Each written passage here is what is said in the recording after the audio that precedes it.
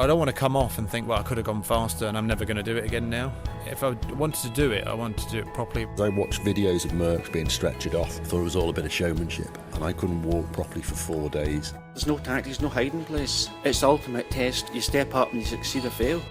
This is the Telegraph Cycling Podcast. Sir Bradley's Hour Record, supported by Jaguar, with Richard Moore, Lionel Burney and Daniel Freeb.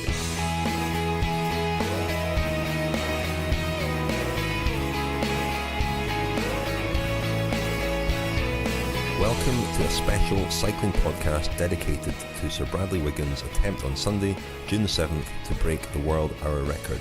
This podcast is supported by Jaguar. My name is Richard Moore. I'm with Lionel Burney. Hello, Lionel. Hello, Richard. And Daniel Freeb.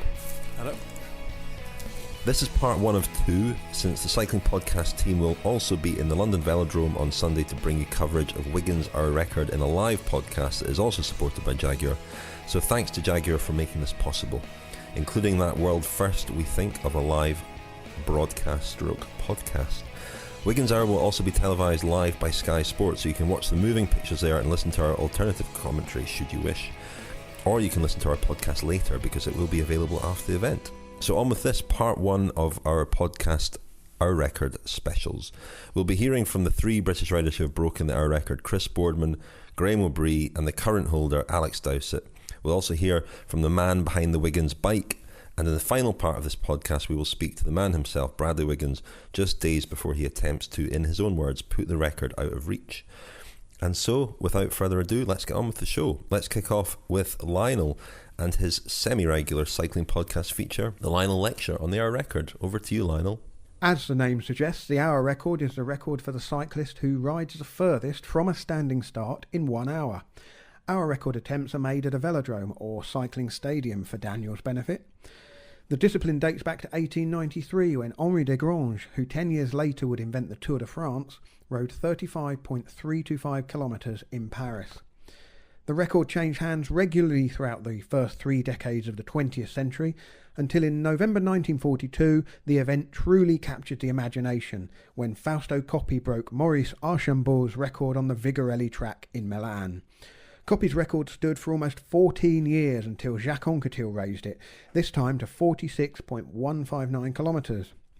In 1968, Ole Ritter of Denmark raised the stakes, heading to Mexico City and high altitude. 4 years later, Eddy Merckx also went to Mexico City to break Ritter's record and set a new one that would stand for another 12 years. And this is when technology really started to play a bigger part in the hour record. In January 1984, Italy's Francesco Moser raised the record above 50 kilometres for the first time. He also rode in Mexico City, making 2 attempts in the space of 5 days, leaving the record at 51.151 kilometres. His bike was futuristic with a sloping top tube, 2 disc wheels with the rear wheel larger than the front one, and upturned handlebars, all designed to be aerodynamic. Years later, of course, Moser admitted he'd also used a transfusion of his own blood to up his red blood cell count. Arguably, the golden age of the hour record spanned 3 years from 1993 to 1996. British cycling fans will certainly feel that way because Chris Boardman announced he was to attempt the record in Bordeaux on July the 23rd, 1993, but it was the Scot Graeme Obree who beat him to it in Hamar, Norway, a couple of weeks earlier. Obree was a true maverick and used a range of unconventional handlebar positions to maximise his effort. Boardman did break Obree's record when he had a go a fortnight later, but the Scot reclaimed it in Bordeaux in April 1994. And later that year, the Spaniard Miguel Indurain took the record shortly after winning his 4th Tour de France. Indurain's victory gave the hour record cachet again, and in October and then November, the Swiss Grand Tour rider Tony Rominger improved on Indurain's distance. But Chris Boardman set an unbeatable record of 56.375 kilometres on September the 9th, 1996. And it was at this point that the UCI, the world governing body, intervened, arguing that the technology, the shape of the frames, the disc wheels and the extreme handlebar positions was taking too much importance away from that of the athletes. That was until October 2000 when Chris Boardman rolled back the years, riding a standard track bike and spoked wheels, very similar to the bike Merckx rode in 1972, and he set what was known as the Athlete's Hour. Boardman had set out to break Merckx's 72 distance, and he did so in Manchester by just 9 metres. The Czech rider Ondřej Satenko broke Boardman's mark in 2005, but it was not until the UCI relaxed the rules in 2014 and said that a standard pursuit bike with tri-bars and disc wheels would be allowed that the event's popularity was revived. Jens Vogt set a new record of 51.115 kilometres in Switzerland last September, and since then Matthias Brandley and Rowan Dennis have held the record before Alex Dowsett set the existing mark, which is 52.937 kilometres in Manchester last month. Bradley Wiggins, it's over to you. Okay, so before we come eventually to Bradley Wiggins, we're going to give you a bit more context and background to the hour record. Daniel Friebe is a bit of an expert on Eddy Merckx, who is one of the classic sort of figures in hour record mythology, I suppose. Fausto Coppi, Eddy Merckx, before there was a resurgence in the 1980s with Francesco Moser, the Italian rider, and then in the 90s with the British riders, Graeme Obree and Chris Boardman. We'll talk about all of these guys, but start with Daniel and Eddy Merckx. Daniel is the author of The Cannibal, the Eddy Merckx biography, and the hour record for a rider who won 525 races in his professional career, 5 Tours de France. It's still the hour record that a lot of people talk about in connection with Merckx. It took on a sort of mythology of its own. Did it at altitude in Mexico City. And Daniel, for your book, I mean, what did you find out about Merckx and the hour, and the famous story that after breaking the hour record, he could barely walk? Yeah, I mean, Merckx took on the hour record really because he was running out of other objectives, other races to win. By that stage, he'd won the Tour 3 times. He'd won the Giro d'Italia 4 times, I think. And the hour record at that time, as you say, was still considered to be very prestigious, and it was a real void in what was becoming one of the great palmarès at that point. So he decided in 1972 that he was going to have a crack at it after the Tour of Lombardy. So he left himself just over 2 weeks after the Tour of Lombardy, so not much specific preparation. Decided he was going to do it at Mexico at 2,285 metres above sea level. And he'd prepared he'd sort of rigged up a form of altitude chamber in his garage, or doctors had, and they believed, or they claimed, that it was the equivalent of riding at about 3,600 metres altitude, which sounds fairly implausible, but that is how he prepared, and he went to Mexico. I mean, Daniel, how did he do that? What was the technology there? Because this was the days before, oxygen tents. Riders now sleep in tents where the oxygen is limited. But how was this constructed?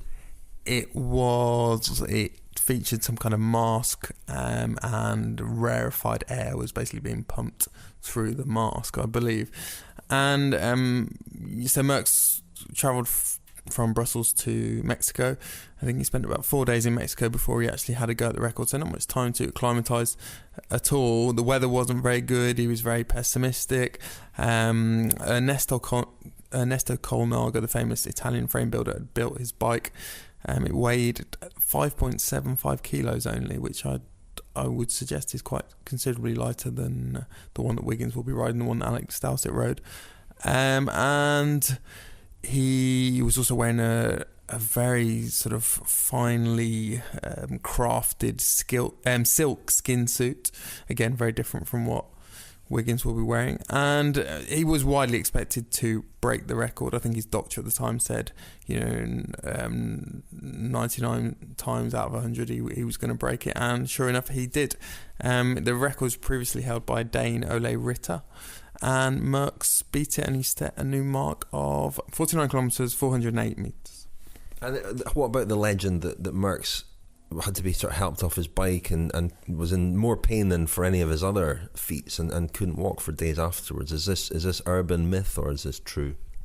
No, it's true. I mean, Merckx was the kind of guy he was never knowingly sort of undersold when it came to I wouldn't say exaggerating the suffering that he'd endured in races, but he certainly, he made it very far. A bit of a whinger, Merckx, was he? A little bit, yeah. And there it stayed for 12 years, the world hour record, until Francesco Moser in very early 1984. I think it was around about January, February time in Mexico City. Again, the received wisdom then, I guess, was that altitude was the place to set the hour record. Interesting, I went to Bolivia with Chris Hoy who was trying to set world kilometre record, and the principles behind going for a record like that altitude were very clear. The air is thinner, there's less wind resistance, and the problems with lack of oxygen in the air for breathing are less of a problem. But with the hour record, that's the crucial factor, surely, the acclimatisation. Yeah, I spoke to Chris Boardman a lot, and we'll hear from him later, but about this kind of trade-off, to what extent the air resistance or the reduced air resistance is offset by the greater difficulty that people have breathing at altitude. And he seemed to think that it was pretty much an equal trade. There are other people whose opinions differ on that. Just on going back to Merckx, what I did omit was a fantastic quote from Jacques Anquetil. Jacques Anquetil was in the Velodrome in Mexico that day. Jacques Anquetil, of course, Merckx's predecessor as a 5-time Tour de France winner. Yeah, and also a previous hour record holder. And Merckx climbed off his bike, complained about the pain that he was in, and Anquetil asked him, had he not trained for a full hour? Mimicked the sort of full hour effort before in preparation for the attempt, and Merckx said no, that he hadn't, and Anquetil told him he was a real gherkin. Well, that's something that Boardman will also address in our interview with him, what kind of specific training you need to do and what kind of efforts you need to do as a rehearsal for the hour record, and we'll hear also from Bradley Wiggins on that topic, of course. So I mentioned Francesco Moser. He took the record past 50 kilometres, 51 kilometres. He rode on a sort of space age looking bike, low profile bike with 2 disc wheels, and he was trained by Professor Francesco Conconi, who is somebody who would appear later or become better known in cycling in later years. His methods were controversial, to say the least. I think Moser subsequently admitted to blood transfusions for the hour record. That wasn't technically an illegal, it wasn't neither technically or any other way an illegal practice at the time, and in fact the Americans all did the same at the Olympic Games that same year. It was only later that it was banned, but certainly it puts a little barely visible asterisk against Moser's mark. Nevertheless, that was a mark that stood until 1993, when the unknown Scotsman Graeme Obree, and you'd have been following the sport by now, Lionel. You remember, no doubt, Graeme Obree coming along. He had a domestic rivalry with Chris Boardman, who was the Olympic pursuit champion. Boardman had said that the hour record was something he wanted to do, but a week or 2 weeks before Boardman's hour record attempt in Bordeaux, Obree sort of staged a last-minute smash and grab in Hamar in Norway, and he had one attempt at the hour record, of course, narrowly missed it on a new bike, decided he would go back to the bike they'd built himself using old washing machine parts with the very unusual sort of tuck position, and 24 hours after failing to beat the record, he did manage to beat Moser's record. He had his big fear, Obree's big fear was his muscles stiffening up overnight, and so his ingenious solution to that was to he had an internal alarm, which was his bladder, and he drank a lot of water before he went to bed. That got him up with a full bladder an hour or so later. He then, when he got up to go to the toilet, he would drink another few litres of water to get him up in another hour. And every hour that he got up, he did stretching exercises. And he credits that with helping him to break the hour record the next day. Do you remember Obree, Lionel? Well, yeah, I remember this, the rivalry between Obree and Boardman at the time, reading through the pages of Cycling Weekly. And it went from being quite an obscure, this battle between two, not much more really, than a club cyclist, Graeme Obree, really, when he started out on this journey. Chris Boardman, of course, had won an Olympic gold at the Barcelona Olympics in '92 in the individual pursuit, but of course then the track cycling, all the cycling in the '92 Olympics was for amateurs. So, Boardman was not the prologue specialist, the time trial specialist that he later became. He was on the cusp of joining a French pro team, the GAN team. But the hour record, these two Brits, a Scott and Chris Boardman from the Wirral, sort of targeting this mark that had previously been held by some of the greats of the sport, Coppi, Anquetil, Merckx, and held by Moser. It was quite odd to see this extension of British time trialling, the British time trialling culture, take over the world, really. And I think when Boardman broke the Obree's record, because Obree beat him to the punch by a couple of weeks, but Boardman broke the record in Bordeaux late July when the Tour de France was arriving in town. And I think Jean-Marie Leblanc, who was the boss of the Tour de France, Christian Prudhomme of his day, took the afternoon off from the Tour to go and congratulate Boardman. And L'Equipe, dedicated as much of their space to Boardman breaking the hour record as they did to the Tour de France. And Boardman was piggybacking on the Tour, though, which showed the sort of lowly status in a way of the hour record, that it was a support act almost. It was like the Tour de France was a headline act, and the hour record, and Boardman was a support act. Yeah, I think if you look at those copies of L'Equipe, and I think Cycling Weekly reproduced the front page and some of the other pages at the time, there was this kind of slight curiosity aspect to it. Look at these crazy Brits having a go at this strange record. But of course, within a year, Miguel Indurain, the reigning Tour de France champion, and then Tony Rominger, who'd been on the podium, won the Vuelta, they gave it that extra credibility and restored it to something that the real road men, the real road time trial experts could aspire to. Well, Graeme Obree, always a very colourful character and a great talker. We dispatched friend of the podcast Susan Egglestaff, former badminton medalist in the Commonwealth Games, Scottish athlete and now journalist, and we dispatched her to go and visit Graeme Obree at his home in Kilmarnock to ask him a few questions on our behalf. And here's Graeme Obree talking about what it's like to ride the hour record.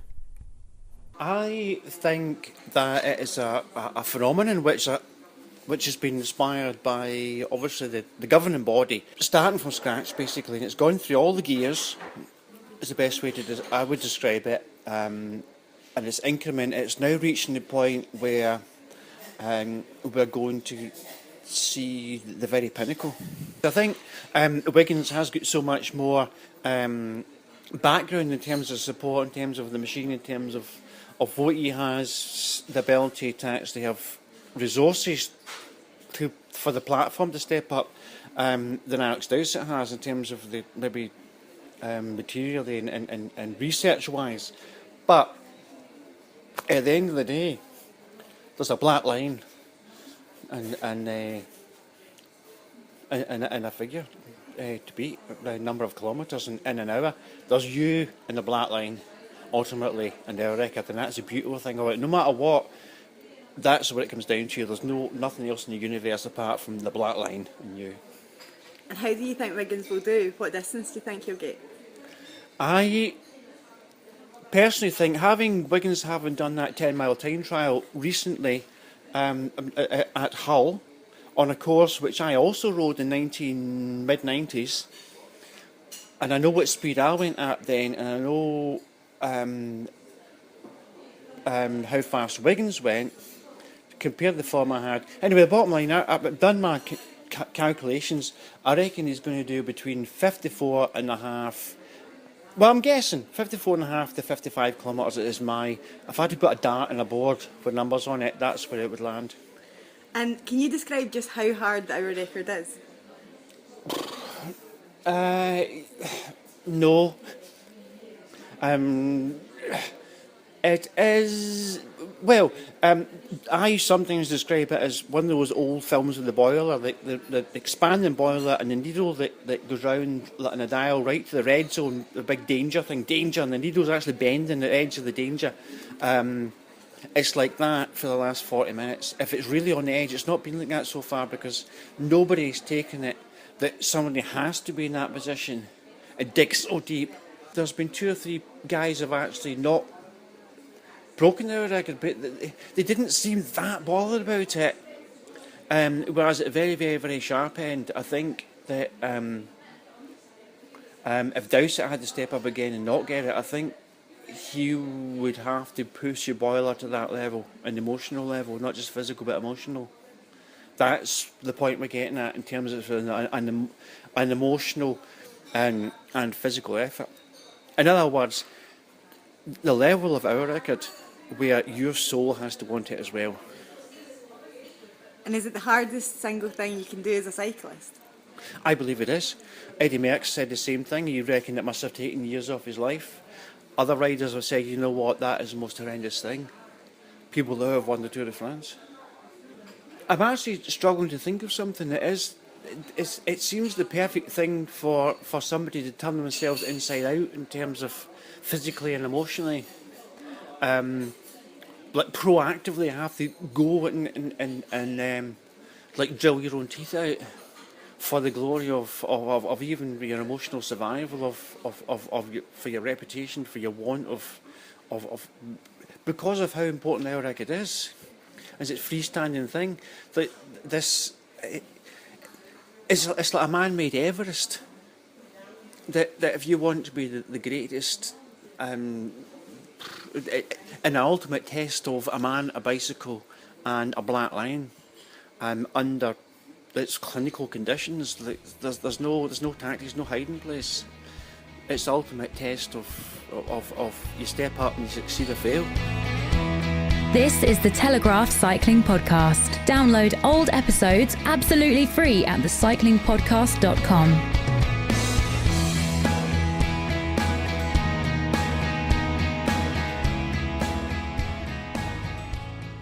So we heard a little bit there from the inimitable Graeme Obree. Thank you to Susan Egglestaff for that.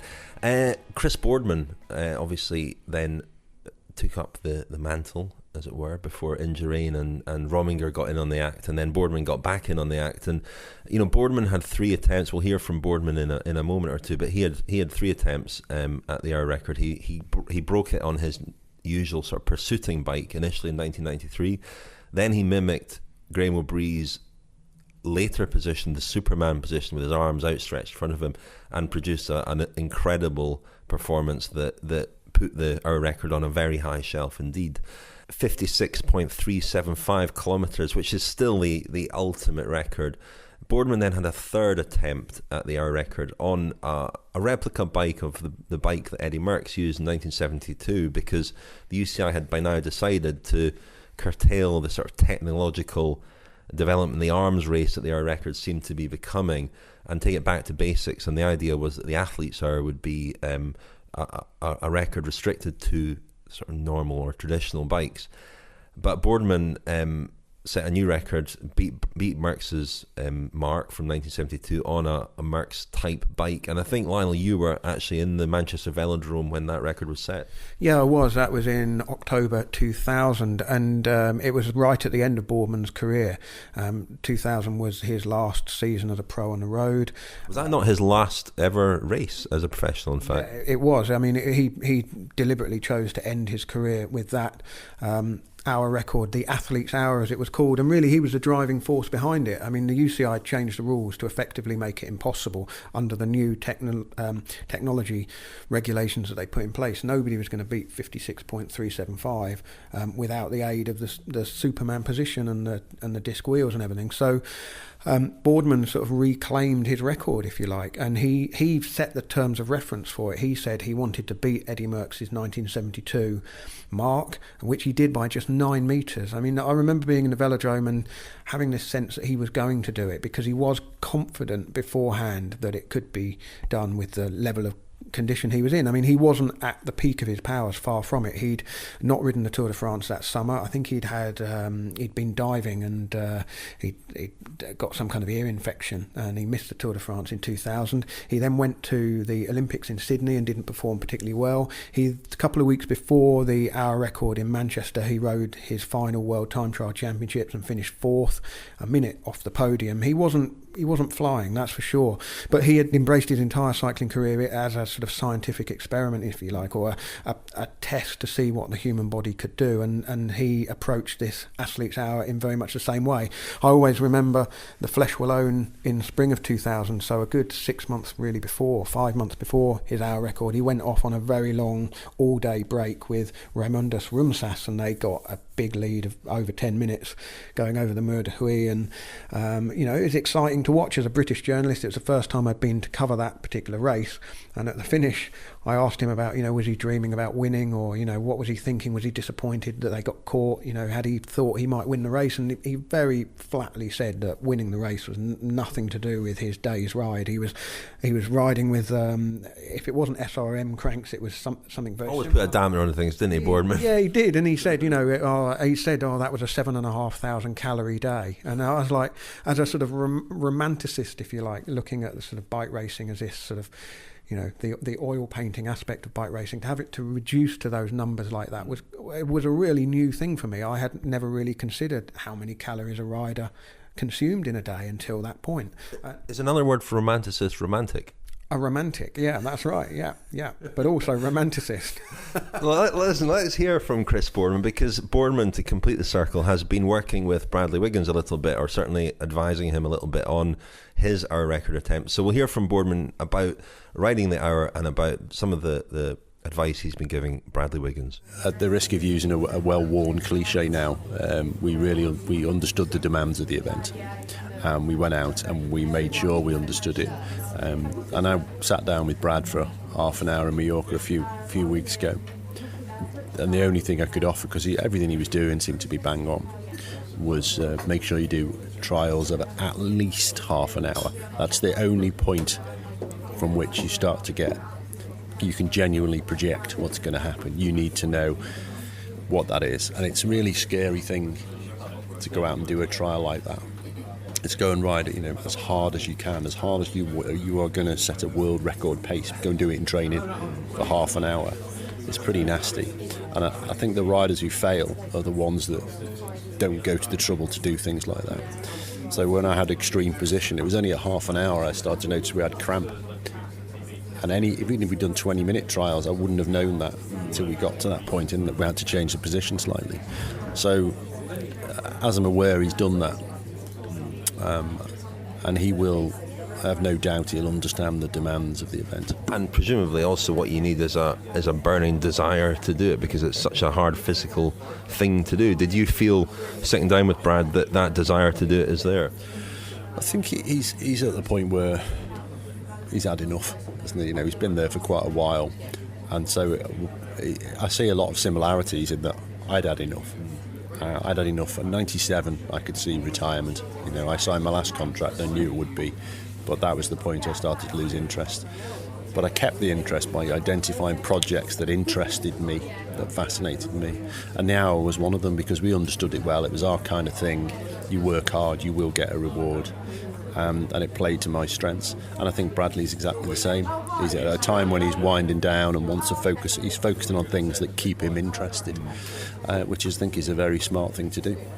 So what were you able to tell him? What would be your sort of top tip? Understand the demands of the event, clearly, but in terms of how you approach it mentally in particular, what sort of insight did you share with him? Mostly it was go and do a long trials, because that, by doing that, induces other things like pace judgment. You get a feel for what you've got to do, how subtly you have to control the pace. It's like, I think I've used the analogy before, but it's like having a boat with a hole in, and you drive, and the faster you drive, the faster the water comes in, and you can only bail at a certain speed, and you're trying to get your bailing to match the rate at which it's coming in. And it's kind of like what it is, because they don't happen instantly. You push harder, you won't feel it for a few seconds, but the water doesn't stop coming in. You don't stop lactic acid build up when you've gone over the top. So if you overcook it, you're screwed.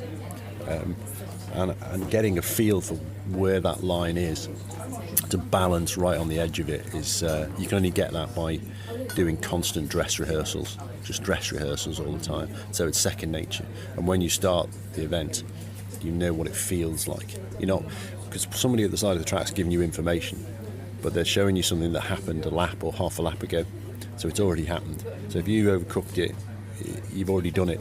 So all you want them to do is confirm what you already know. They're just a double check.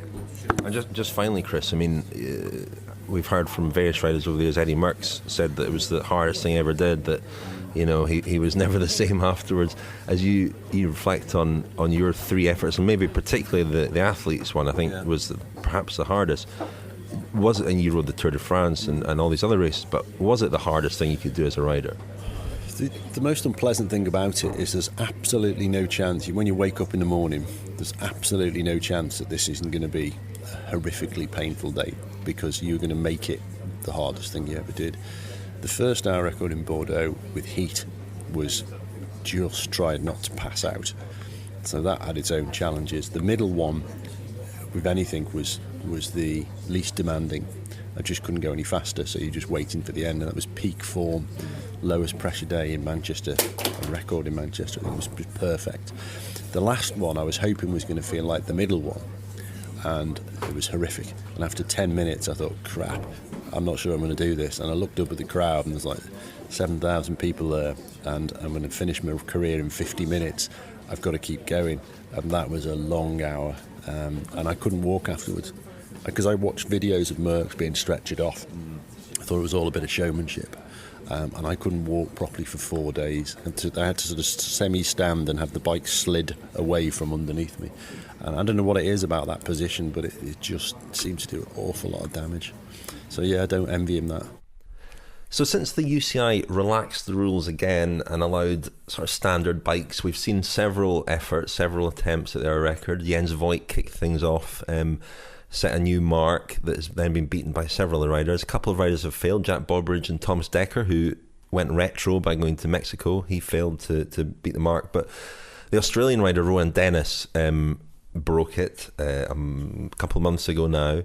I met Rowan Dennis a couple of weeks ago, and he spoke about his ride and how he'd ridden it, and he said that his power output for the hour was 410 watts, but he talked about the fluctuations in the power output on a lap of the track, where it would vary considerably between the bends and the straight, and it was quite interesting to talk to him about that. He's going to try and do a Bradley Wiggins now and focus on 3-week stage races for the next few years of his career, but he definitely wants to have another crack at the hour record towards the end of his career. He says it's certainly on his bucket list of things to do again. But after Dennis, the British rider Alex Dowsett, who had scheduled an attempt in February only to break his collarbone, he had a go at the Manchester Velodrome, and I spoke to him recently on a training camp in Mallorca. He's trying to lose the 3 kilos that he put on for the hour record in order to make selection for the Movistar team for the Tour de France. Now, most people, including, it seems, Bradley Wiggins, as we'll hear in the final part of this podcast, expect Wiggins to beat Dowsett's record. I get the sense that Dowsett might be a little bit irritated by that. I think that's completely understandable. I don't think he had anything like the publicity for his hour record as Wiggins is getting clearly for his, and there's obviously lots of reasons for that. But 52.937 kilometres is the mark that he has set. Rowan Dennis thinks that Wiggins will do 53, somewhere in 53.5 to 54 kilometres. Wiggins himself has suggested 55. Dowsett wouldn't be drawn on how much he thinks Wiggins will do, but he definitely wants to have another go, as we'll hear in a moment. He did say some interesting things about the unique aspect of an hour record, where you walk into a stadium, there are lots of people there, as there were in Manchester for his effort, and it's all for you. You know, they're all there for you. And he said that everywhere he looked, he saw banners for Canyon bikes, for Movistar, Endura clothing. It was all reminders that this was all about him, and that put an awful lot of pressure on. He did say that he thought that the Manchester track was faster than London, which might be a bit of mind games, I don't know, but that was an interesting comment. But Dowsett, I mean, there's a parallel, isn't there, Lionel, with the 90s and the Boardman-Obree rivalry, in that these two British riders are one of them is a sort of outsider, as Dowsett is. He rides for a Spanish team, whereas one of them is very much the golden boy of the British system, as Boardman also was. Well, yeah, and I think that without this kind of rivalry, there wouldn't be quite the same anticipation about Bradley Wiggins' ride. I mean, in order to have any excitement about it, there has to be a meaningful distance to beat, and Dowsett has definitely put a meaningful distance down as a marker. If it was just one man riding around the track for an hour just to see how far he could go, which is effectively what the hour record is, that's not as compelling as trying to beat a rider who, I think, Richard, as you said earlier when we were talking, Dowsett won that stage of the Giro d'Italia a couple of years ago, beating Bradley Wiggins, who had kind of, gone to the Giro as the kind of Sky's golden boy there, and Dowsett put down a fantastic performance in a 60-kilometre time trial. A huge effort. Dowsett holds the fastest time for a 10-mile time trial. Again, that's where this whole hour record thing keeps harking back to the British tradition of time trialling on the open roads, and Wiggins had a go at a 10-mile time trial recently. The wind was too strong and he was unable to beat Dowsett's time. So there are all these parallels, and it's being played out in a very high profile arena. It's in the Olympic Velodrome in London. The world of cycling will be watching, and it's not a gimme. I mean, Wiggins, I think, will break the record, but it's definitely not a gimme. If something goes wrong in the sort of first 15-20 minutes, we might, anything could still happen. We might see an aborted attempt, for example. Well, let's hear from Alex Dowsett, who, as I said, the line is not terrific because we're speaking to him at his training camp in Mallorca, but he told us again a little bit about what it's like to ride the hour and what it felt like to beat the record. I'm a real thinker in a time trial. I have as much data on my Garmin in front of me as possible, and I'm looking at it all the time, working stuff out. But obviously, on the track, you're not allowed any of this. During the actual hour, because I was so within myself, during it, it was like I could think a lot. So I knew, I was very aware of everything that was happening. I could hear Tony and Joe, the commentators, so I was listening to them. I knew when my sister and my girlfriend were standing, and I was picking other people out inside the track, sort of looking as much as I could without moving my head, and then obviously waiting every 17 seconds to see my split as to where I was. That lap just gone, and then trying to look up at the board to see the timer as well, but I was getting shouted at too because I was lifting my head to look up at it, and I should have stayed tucked in. So and then the lap board as well. So I did. And I think because I knew after sort of 20, 30 minutes that I was going to break the record, I enjoyed it.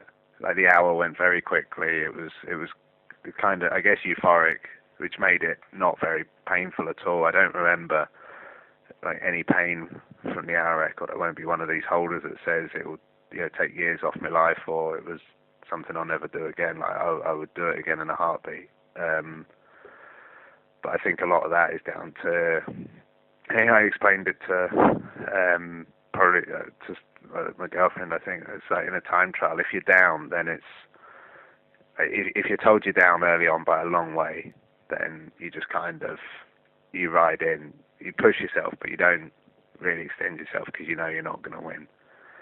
If you're told you're up by a long way, you push harder, but it becomes easier because it is kind of a euphoria that you know you're just going to destroy everyone, and you're in a really good place. And then it is when it's touch and go that you know it's a fight. So I knew quite early on that I was in a very good place. I had a lot in me, and pushing the pedals was easy. Like, the first 20 minutes, I felt like I was just sort of brushing the pedal, each pedal stroke. I wasn't actually having to lean on it at all. And then I sort of thought, I started breaking it down. I remember Thomas Dekker said he went through a really bad patch from 30 to 40 minutes. And that was, in the first half an hour I was breaking it down. I was like, I've done a quarter, I've done a third, coming up to half distance. There's X amount of laps until I hit half distance.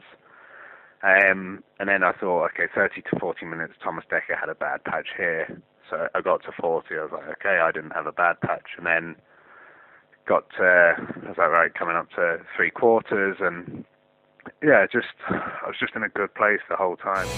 You're listening to the Telegraph Cycling Podcast, Sir Bradley's Hour Record, supported by Jaguar.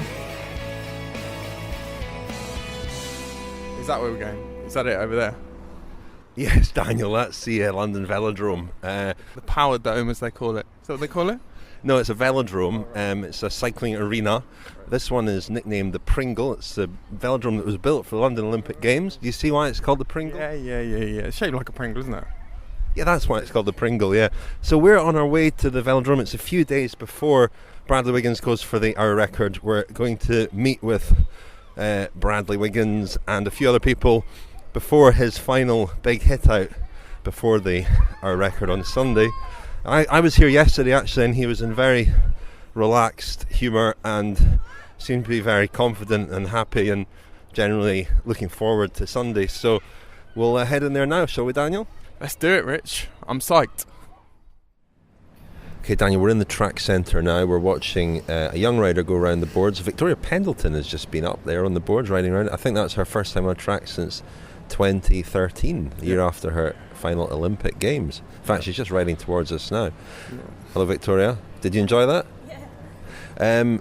Soon we're going to talk to Bradley Wiggins, but first we're going to meet John Pittman, the Jaguar engineer who's been working particularly on the aerodynamics of the bike. But you've not been in a velodrome all that much, have you, Daniel? What do you think? I've been there quite a few times, 3 or 4. It's very much like the other ones I've seen. Bigger? This is your first time in the London one. Yeah, bigger. Looks like a good one. This one. 6,000 seats. Hard to believe. I mean, it looks much bigger when there are people in it. When it's empty, weirdly, it looks smaller. Yeah.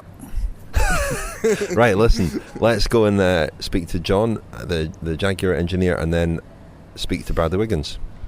It started off life as a track version of the Pinarello Bolide, so take off the brakes, take off the gears, all the cables and everything, disc wheel in the front and the back, and then so that's been our starting point, and then we've iterated from there.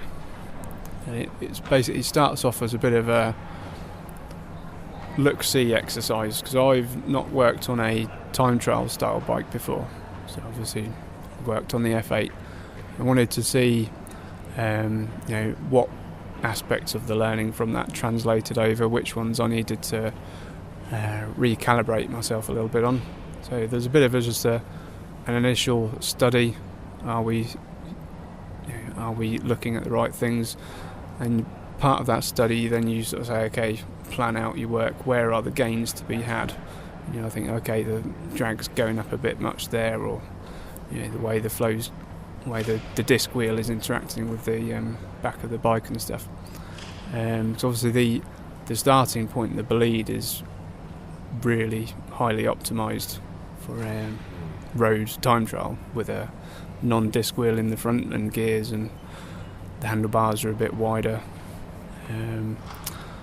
So you look and say, okay, which aspects, they don't really need changing so much. We're going to look here and here. So, John, you've been involved in the development of this bike, but until now, it has only existed for you on a screen. Essentially, now you've seen it. What's it like to see the bike sort of in the flesh, as it were? Parts of the bike look even more extreme than they do on the screen. It's fantastically engineered. It is my general feeling of it. When you probably know yourself, when you pick up a bike that's been, and you can put a bike together, out of a fantastic range of components, but if you put it together badly, it feels horrible.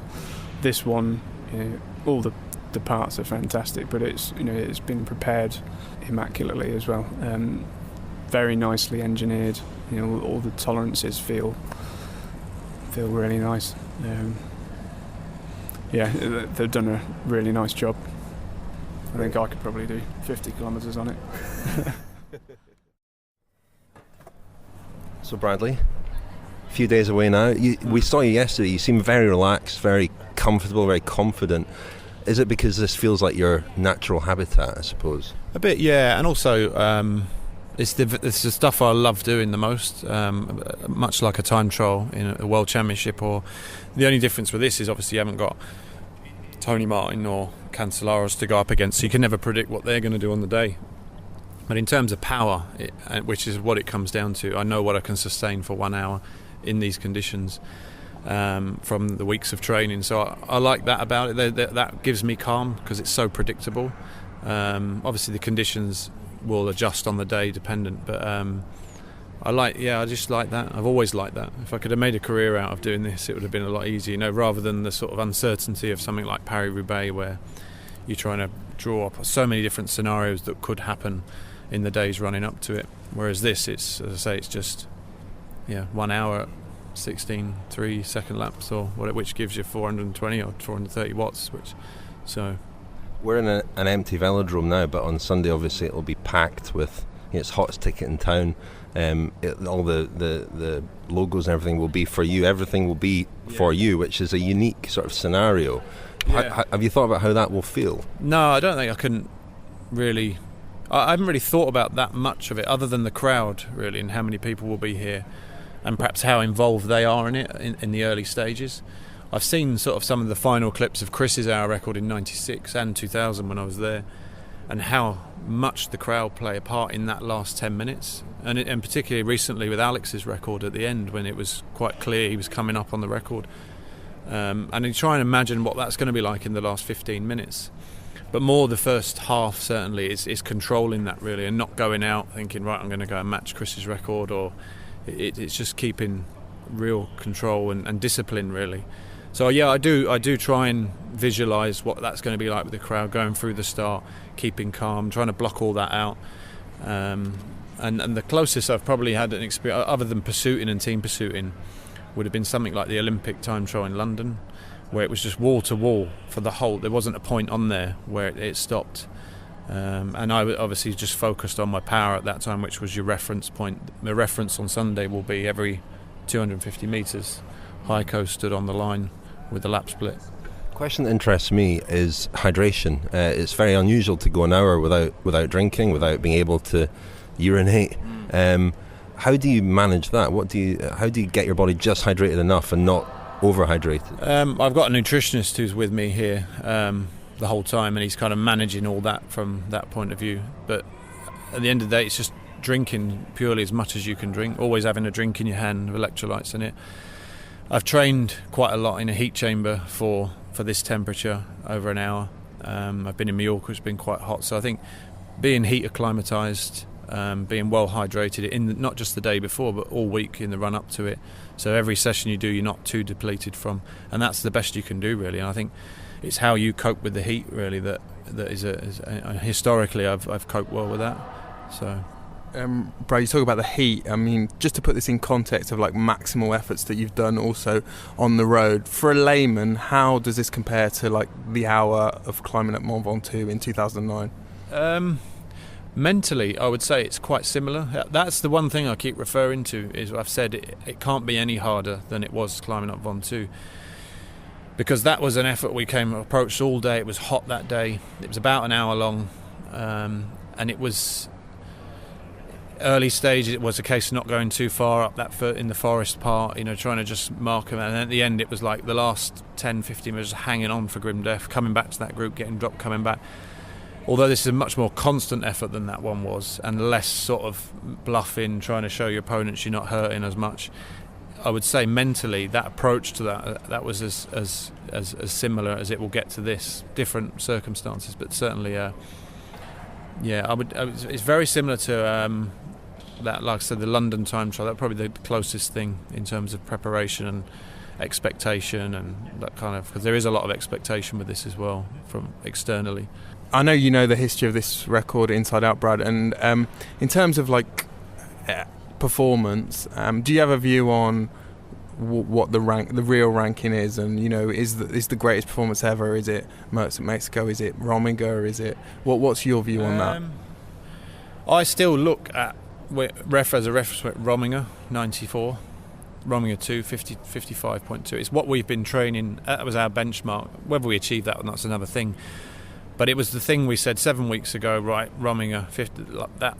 we sort of excluded Chris. It seemed a little bit too beyond what we were trying to do.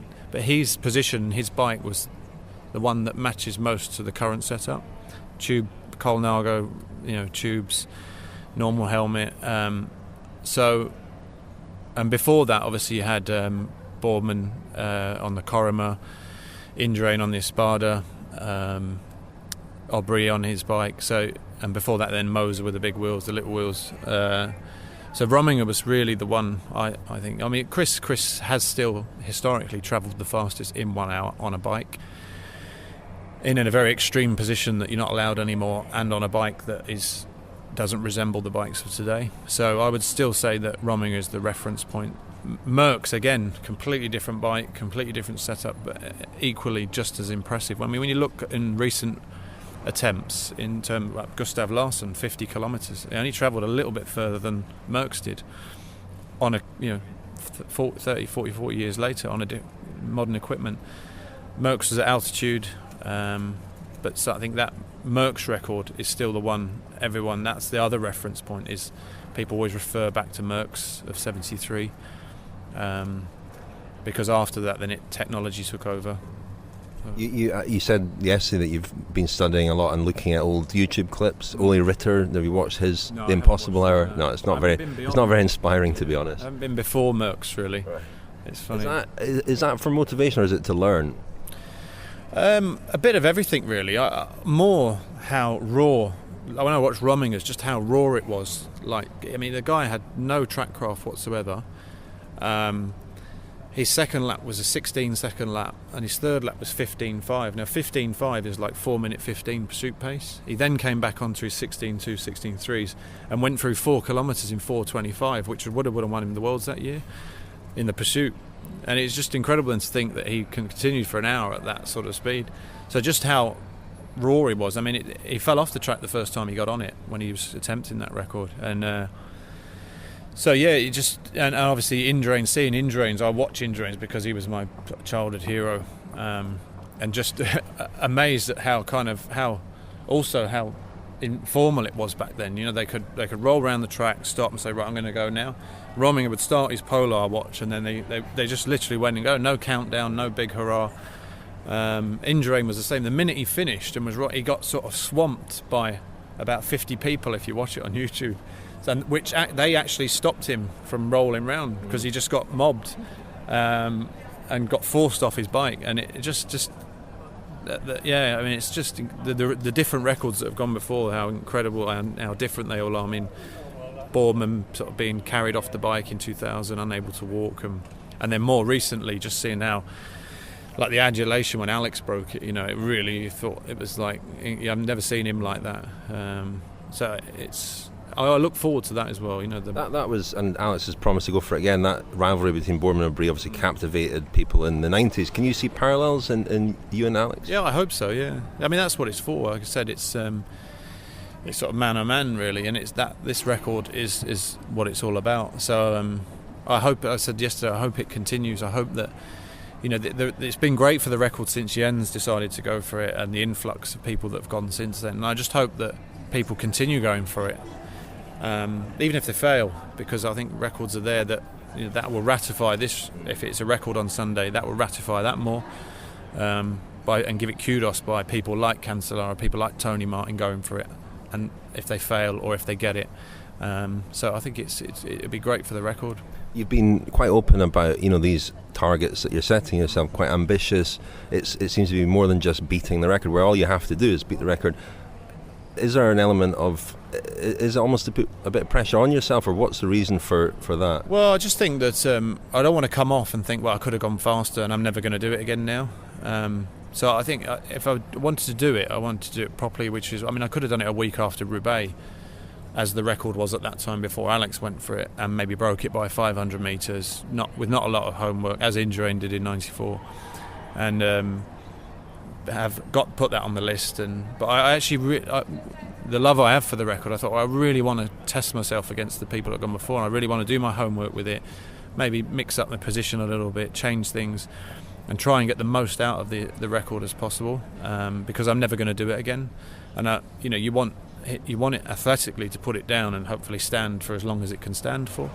So that was the reason for that, really. So it's going from knowing how far you can push yourself from A to B. And I still, as I said at the start, I still look back at the records of Rominger and Boardman and compare myself with those. I don't look at, when we started this project pre-Alex Dowsett's record, I didn't look at it and go, right, it's 52.4, well, let's train at 52.5, let's get the record.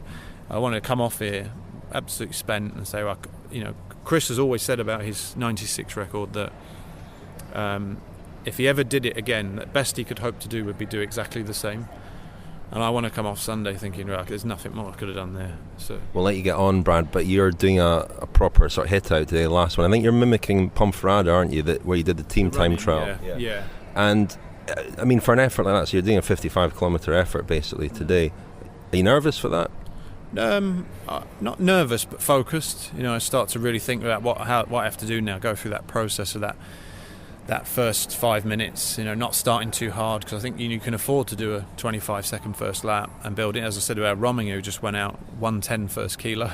I mean, it's like Merckx did in 1:06. I think Merckx did, didn't he? Yeah, first I mean, kilo. It's crazy stuff, And I did a start yesterday, went through in 1:15, which was even still too fast because there's a long way to go. You've got 59 minutes to go after that first kilo, so it's just running through that, really, and obviously it gets harder and harder and harder. The first 12 minutes are almost free, and it just gets harder and harder and harder after that.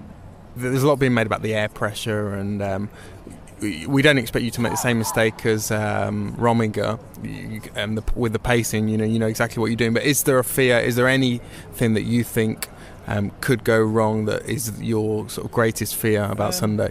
Yeah, I think it's just it's taking the coaches. I mean, there's a lot of people here from British Cycling that are working on the sort of temperature and pressure and all this sort of stuff, and they'll come up. They obviously we've got power, which is we can assess the power after each effort and see what.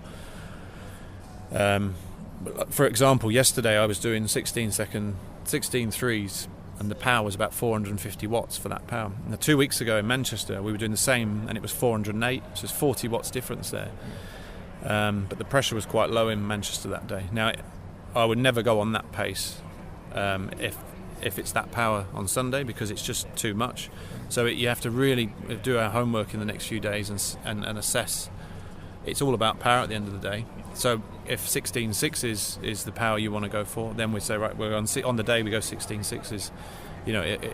It's as simple as that. I mean, we'll know a lot more after today. You must be taking it seriously because you've had a haircut. Yeah, I've gone to my race cut. Yeah, so that was another thing. And again, from a heat perspective, it's kind of just feels a lot better when you got that helmet on and everything. So the beard stays. Yeah, I've trimmed it down a bit, but aerodynamic does make a lot of difference. So yeah. Great, good luck, Brad. Right. Thanks very much. Thank you.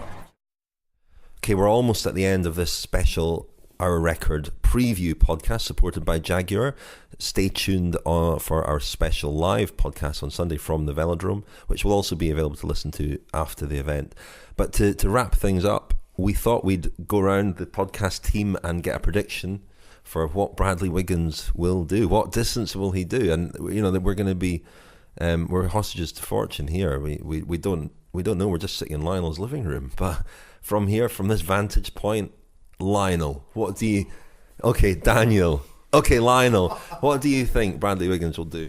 Going first is the poison chalice, isn't it? I think he will do 53.9 kilometres in 1 hour.